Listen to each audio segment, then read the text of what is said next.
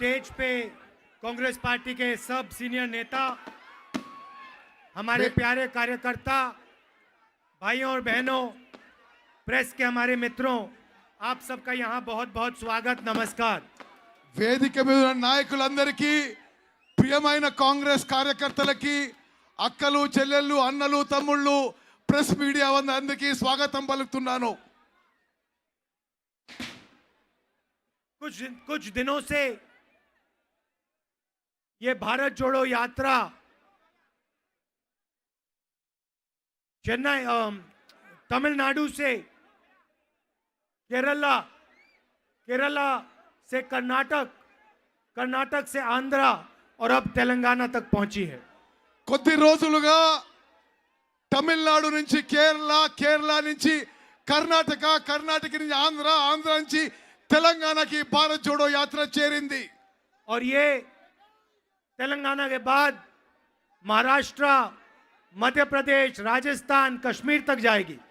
తెలంగాణ తర్వాత మహారాష్ట్ర, మధ్యప్రదేశ్, రాజస్థాన్, కశ్మీర్ వరకు భారత్ జోడో యాత్ర పోతుంది। इस यात्रा में आपको कहीं भी नफरत और हिंसा नहीं दिख सकती।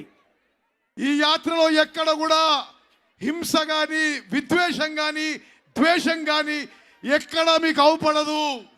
मारपीट, गालियां, ये इस यात्रा में आपको नहीं सुनाई देंगी, नहीं दिखाई देगी। కొట్టుకోవడం గాని, ఎవరిని తిట్టుకోవడం గాని ఈ యాత్రలో ఎక్కడ మీకు అవుపడదు। नदी जैसी यात्रा है, इसमें सब धर्म के लोग, सब जात के लोग, बुजुर्ग लोग, युवा, महिला सब एक साथ चल रहे हैं। నదిలాగా ఈ యాత్ర ప్రవహిస్తుంది। అన్ని మతాలు, కులాలు, అన్ని వయస్సులు అందరూ కూడా ఈ నదిలాగా ప్రవహించి ముందుకు పోతున్నారు। धक्का लगता है, भीड़ में कोई गिर जाता है, एकदम जनता उसे उठा देती है। ఎప్పుడన్నా ఎవరన్నా ఈ యాత్రలో కింద పడితే అందరూ కలిసి లేపి ముందుకు తీసుకుపోయే మరి అవుపడుతుంది అందరికీ। जैसे जब हम तेलंगाना के अंदर आ रहे थे, बहुत भीड़ थी, धक्का मुक्की हो रही थी, उत्तम रेड्डी जी गिर गए। తెలంగాణ రాష్ట్రం ఎంటర్ అయినప్పుడు పెద్ద ఎత్తున తొక్కిసలాటైతే ఉత్తమ్ కుమార్ రెడ్డి కూడా అక్కడ పడిపోయిండు। और एकदम भीड़ ने उत्तम रेड्डी को मैंने देखा, एकदम उठा दिया। ఒక్కసారి అందరు కలిసి ఉత్తమ్ కుమార్ రెడ్డి లేపి ముందుకు తీసుకుపోయిండ్రు। तो भाइयों और बहनों, ये जो यात्रा है, ये सच्चा हिंदुस्तान है। ఈ యాత్ర నిజమైన భారతదేశం, హిందుస్థాన్ దేశం, जहां सब लोग एक दूसरे की मदद करते हैं। అందరూ కూడా ఒకరికొకరు సహాయ సహకారం అందిస్తుంటారు। हम 7-8 घंटे चलते हैं और जो भी आता है उसकी बात सुनते हैं। 7-8 గంటలు రోజుకి నడుస్తున్నాం, ఎవరొచ్చినా వారి మాట వింటున్నాం। किसान, मजदूर, युवा, माताएं, बहनें, जो भी हमारे पास आता है हम उनकी बात सुनते हैं।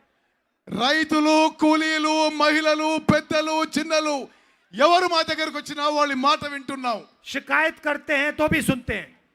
వాళ్ళు కంప్లైంట్ చేసినా, షికాయత్ చేసినా వారి మాట కూడా వింటున్నాం। और 7-8 घंटे सुनने के बाद हम 15 मिनट भाषण करते हैं।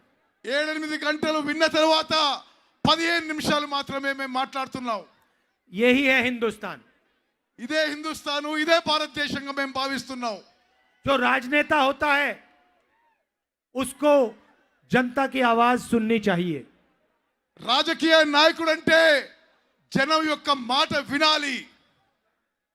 आज बीजेपी के लोग, आरएसएस के लोग, टीआरएस के लोग जनता की आवाज को दबा रहे हैं। ఈ రోజు బీజేపీ వాళ్ళు గాని, ఆర్ఎస్ఎస్ వాళ్ళు గాని, టిఆర్ఎస్ వాళ్ళు గాని ప్రజల గొంతును నొక్కేస్తున్నారు। बीजेपी और आरएसएस भाई को भाई से लड़ा रहे हैं। బీజేపీ, ఆర్ఎస్ఎస్ వాళ్ళు అన్నదమ్ముల మధ్యలో పంచాయతీ పెట్టారు। लोगों को डरा रहे हैं, ప్రజల్ని భయపెడుతున్నారు, हिंसा फैला रहे हैं। మరి కొట్లాటలు పెంచుతున్నారు। ये सच्चा हिंदुस्तान नहीं है भाइयों और बहनों। ఈ నిజమైన భారతదేశం కాదు. इसीलिए हिंसा के खिलाफ, नफरत के खिलाफ हमने ये भारत जोड़ो यात्रा शुरू की है। 3,500 किलोमीटर चलेगी। అందుకోసమే భారత్ జోడో యాత్ర ద్వారా 3,500 కిలోమీటర్లు నడుస్తూ ఈ హింస, ఈ విద్వేషం ఇవన్నీ కూడా దూరం పెట్టే ప్రయత్నం और చేస్తున్నాం. इस यात्रा को कोई शक्ति नहीं रोक सकती। ఈ యాత్రను ఏ శక్తి కూడా ఆపలేదు. ये कश्मीर पहुंचेगी। ఇది కశ్మీర్ మేము చేరుతాము. चाहे आंधी आए, तूफान आए, बारिश हो, धूप हो, यात्रा पहुंचेगी, श्रीनगर पहुंचेगी। ఎండైనా వానైనా తుఫాన్ అయినా ఈ యాత్ర కశ్మీర్ లో శ్రీనగర్ చేరుతాము. क्यों? क्योंकि ये यात्रा हिंदुस्तान की आवाज है। ఎందుకంటే ఇది భారతదేశం యొక్క గొంతు, భారత ప్రజల యొక్క గొంతు కాబట్టి. और हिंदुस्तान की आवाज को कोई नहीं दबा सकता। कोई शक्ति नहीं है दुनिया में जो हिंदुस्तान की आवाज को दबा सकती है। భారతదేశ ప్రజల గొంతు నొక్కే శక్తి ఈ ప్రపంచంలో ఎవరికీ లేదు. रास्ते में तेलंगाना की जनता से बातचीत हो रही है। దారిలో తెలంగాణ ప్రజలతో రోజు మాట్లాడుతున్నారు. किसानों से बात करने का मौका मिल रहा है। రైతులతో మాట్లాడే అవకాశం దొరుకుతున్నది. युवा हमारे साथ चल रहे हैं, वो अपनी समस्या के बारे में बोल रहे हैं। చాలా మంది యువకులు మా వెంబడి నడుస్తూ వారి సమస్యలు మాకు తెలియజేస్తున్నారు. जो छोटे व्यापारी हैं, हैंडलूम वर्कर्स हैं, उनसे बात हुई, उन्होंने अपनी बात हमें बताई।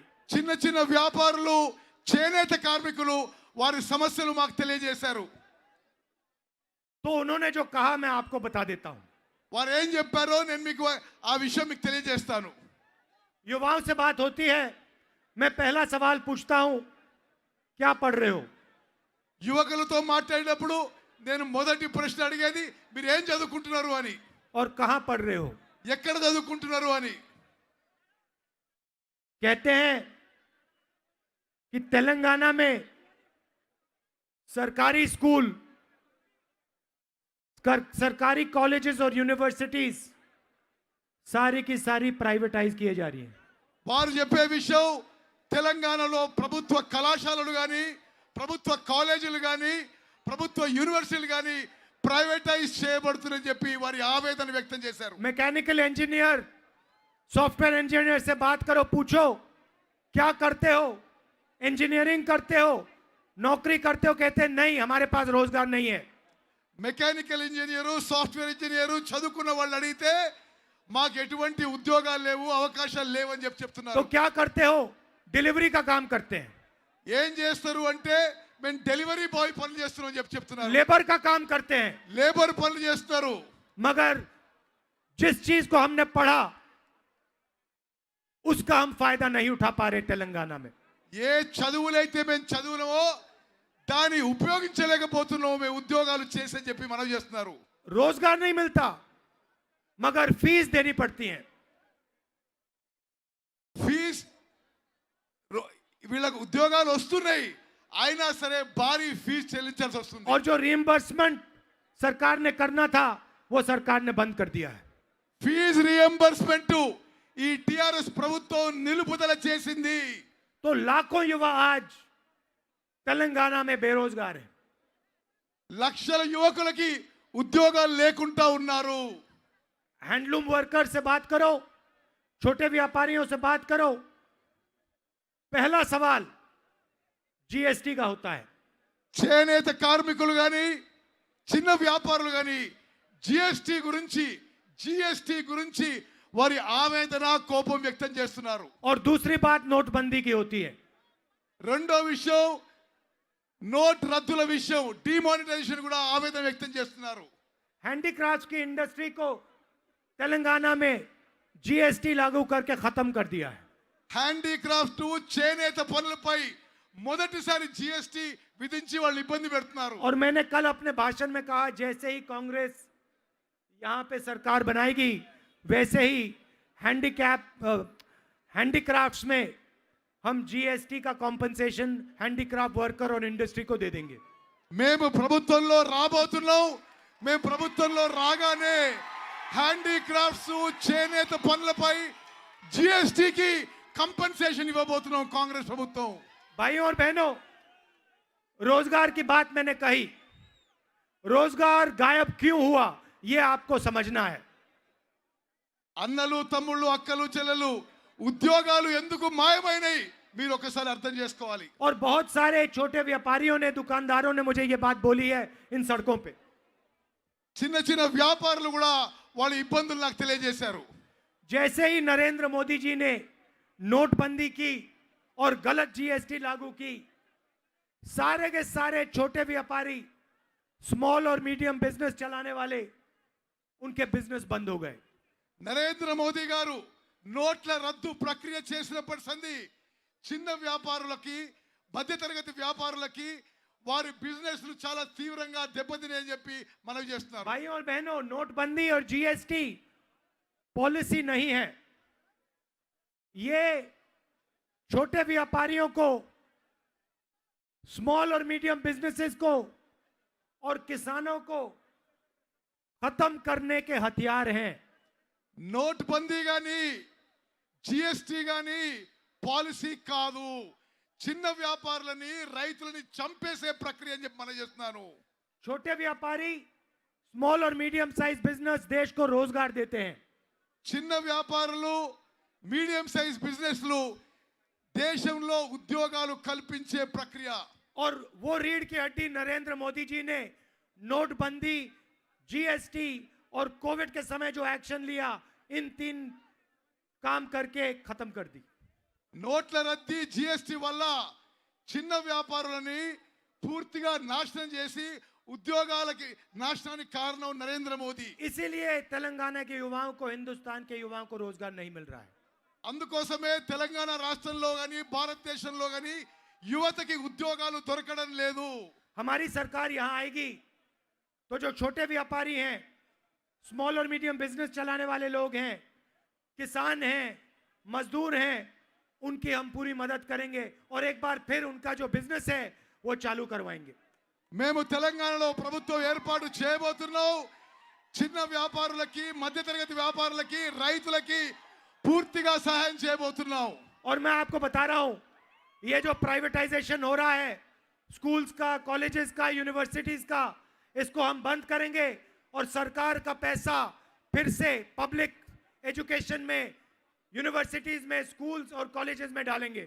మేము అధికారంలో వచ్చిన తర్వాత ఈ కళాశాలలు, కాలేజు, యూనివర్సిటీల ప్రైవేటీకరణ కార్యక్రమం బంద్ చేసి మేము ప్రభుత్వ సొమ్ముతో ఈ కాలేజీలని, ఈ స్కూళ్ళని, యూనివర్సిటీ అద్భుతంగా నడవబోతున్నాము. एक तरफ बेरोजगारी और दूसरी तरफ महंगाई. ఒక సైడ్ ఏమో నిరుద్యోగ సమస్య, ఒక సైడ్ ఏమో ధరల పెరుగుదల. नरेंद्र मोदी जी कहते थे हर साल 2 करोड़ युवाओं को रोजगार देंगे. నరేంద్ర మోదీ గారు ప్రతి సంవత్సరం 2 కోట్ల ఉద్యోగాలు కల్పిస్తామని చెప్పి మాట ఇచ్చారు. आज रोजगार के बारे में ना नरेंद्र मोदी ना आपके चीफ मिनिस्टर एक शब्द बोलते हैं. ఈ రోజు నరేంద్ర మోదీ గాని, ఇక్కడ ముఖ్యమంత్రి గాని ఉద్యోగాల కల్పన విషయంలో ఒక్క మాట కూడా మాట్లాడతలేరు. आपके चीफ मिनिस्टर तो 24 घंटा उनकी भूमि पोर्टल को देखते रहते हैं. ఇక్కడ మన ముఖ్యమంత్రి 24 గంటలు భూముల విషయంలో ధరణి పోర్టల్ చూస్తూ ఉంటాడు. हर रोज देखते हैं मेरे हाथ, चीफ मिनिस्टर के हाथ, तेलंगाना की कितनी जमीन गई. ప్రతిరోజు ఆ ధరణి పోర్టల్లో ఎంత భూమి వచ్చింది పోయిందనే విషయాలు గమనిస్తుంటాడు. हर रात उनको रिपोर्ट मिलती है कितनी जमीन उन्होंने दलितों से छीनी, कितनी आदिवासियों से छीनी, कितनी गरीबों से छीनी. ప్రతి రాత్రి ఆ పోర్టల్ ద్వారా దళితులు, గిరిజనులు, ఆదివాసుల నుంచి ఎంత భూములు లాక్కున్నాడో అతనికి తెలుస్తున్నది. ये जो भूमि पोर्टल है इनका, इसका क्या नाम है? भूमि पोर्टल का? ధరణి धरनी पोर्टल. धरनी पोर्टल जो इनका है, जो बनाया है, हमारी सरकार आएगी तो इसको टाइट करेंगे. మేము అధికారంలో వచ్చిన తర్వాత ఈ ధరణి పోర్టల్ ని మెరుగ్గా చేస్తాము. कहां किसकी जमीन गई सब पता लगाएंगे. ఎవరి భూమి ఎవరు లాక్కుంటున్నారో తప్పనిసరిగా దాన్ని కనుక్కుంటాము. और जो दलितों, आदिवासियों और गरीब लोगों की जमीन छीनी गई है वो उनको वापस दिलवाई जाएगी. దళితులు, గిరిజనులు, బీదవారి భూములు ఎవరు లాక్కున్నా ఆ భూములు వాళ్ళకు వాపసు ఇప్పిస్తాము. और सिर्फ जमीन वापस नहीं दी जाएगी, उनको जमीन का हक दिया जाएगा. భూములు వాపసు ఇచ్చి ఆ భూమిపై హక్కు కూడా కల్పించబోతున్నాము. कि वो अपनी जमीन पर अगर उनको बैंक लोन लेने की जरूरत हो तो वो बैंक लोन ले पाए. ఆ భూములపై మీరు బ్యాంక్ లోన్లు తీసుకునే కల్పన తీసుకునే సౌకర్యం చేస్తామని చెప్పి మనం आजकल చేస్తున్నాము. उनको साहूकारों से बैंक लोन लेना पड़ता है, 25-30% इंटरेस्ट देना पड़ता है. ఇప్పుడు బ్యాంకుల నుంచి కాకుండా ప్రైవేట్ వడ్డీదారుల నుంచి 24% వడ్డీ తీసుకోవాల్సిన అవసరం వస్తుంది. एक तरफ बेरोजगारी, दूसरी तरफ महंगाई. नरेंद्र मोदी जी कहते थे 400 रुपए का सिलेंडर हो गया है. ఒక దిక్కు నిరుద్యోగ సమస్య, ఒక దిక్కు ధరల పెరుగుదల. నరేంద్ర మోదీ గారు ఒకనాడు గ్యాస్ సిలిండర్ 400 రూపాయలని చెప్పిన ఆయన अब 1000 रुपए का हो गया है. कुछ तो बोल दीजिए. ఇప్పుడు 1000 రూపాయలు దాటింది. నరేంద్ర మోదీ గారు ఏమైనా మాట్లాడండి. पेट्रोल 70 रुपए का होता था. नरेंद्र मोदी हर भाषण में कहते थे 70 रुपए का हो गया. పెట్రోల్ 60 రూపాయలు ఉన్నప్పుడు ప్రతి స్పీచ్ లో నరేంద్ర మోదీ పెట్రోల్ 60 రూపాయలు అని చెప్పిండు. अब 100 रुपए का हो गया. ఇప్పుడు 100 రూపాయలు 100 रुपए से దాటింది. ज्यादा का हो गया. 100 రూపాయలు దాటింది. डीजल 56 रुपए का होता था. డీజిల్ 55 రూపాయలు ఉండే. 100 रुपए का हो गया. नरेंद्र मोदी कुछ नहीं बोलते. 100 రూపాయలు దాటినా నరేంద్ర మోదీ నోరు మెదపడం లేదు. भाइयों और बहनों, मैं लोकसभा में मेंबर ऑफ पार्लियामेंट हूं నేను లోక్సభలో మెంబర్ ఆఫ్ పార్లమెంట్ అనే విషయం మీకు తెలుసు. और मैं आपको बताना चाहता हूं, जो भी बिल बीजेपी पास करवाना चाहती है, टीआरएस उनका पूरा समर्थन देती है. నేను లోక్సభ సభ్యుడిగా మీకు చెప్తున్నాను, పార్లమెంట్ లో బీజేపీ ఏ బిల్లు ప్రవేశపెట్టినా టిఆర్ఎస్ పార్టీ వాళ్ళకు పార్లమెంట్ లో మద్దతు పలుకుతున్నది. जो भी बीजेपी चाहती है, चाहे वो किसानों का बिल हो, कुछ भी हो, बस इशारा देना पड़ता है, टीआरएस काम शुरू कर देती है. బీజేపీ పార్లమెంట్ లో ఏ బిల్లు ప్రవేశపెట్టినా రైతుల చట్టమైనా సరే టిఆర్ఎస్ పార్టీ ముందుంది, వాళ్ళకి మద్దతు పలుకుతున్నది. विपक्ष कोई मुद्दा उठाता है, उससे ध्यान उठाने के लिए एकदम टीआरएस काम शुरू कर देती है. ప్రతిపక్ష పార్టీలు పార్లమెంట్ లో దేని మీద నిరసన తెలియజేసినా టిఆర్ఎస్ పార్టీ మాత్రం బీజేపీకి మద్దతుగా నిలుస్తున్నది. भाइयों और बहनों, बीजेपी और टीआरएस एक ही चीज है. బీజేపీ టిఆర్ఎస్ దొందే రెండు కలిసే ఉన్నాయి. चुनाव के समय ड्रामा होता है, मगर मिलकर काम करते हैं. ఎలక్షన్లప్పుడు మాత్రమే బీజేపీ టిఆర్ఎస్ ఏదో డ్రామాలు చేస్తారు, తతిమ సమయంలో వాళ్ళు కలిసి ఉన్న మాటని మనం చేస్తున్నాను. चुनाव आता है, 100-200 करोड़ रुपए दोनों डाल देते हैं. ఎలక్షన్స్ రాగానే బీజేపీ టిఆర్ఎస్ చెరి 100 కోట్లు ఖర్చు పెడతారు. जहां भी गोवा में, बाकी प्रदेशों में कांग्रेस पार्टी है, वहां पे बीजेपी पैसा दे के सरकारें गिरा देती है.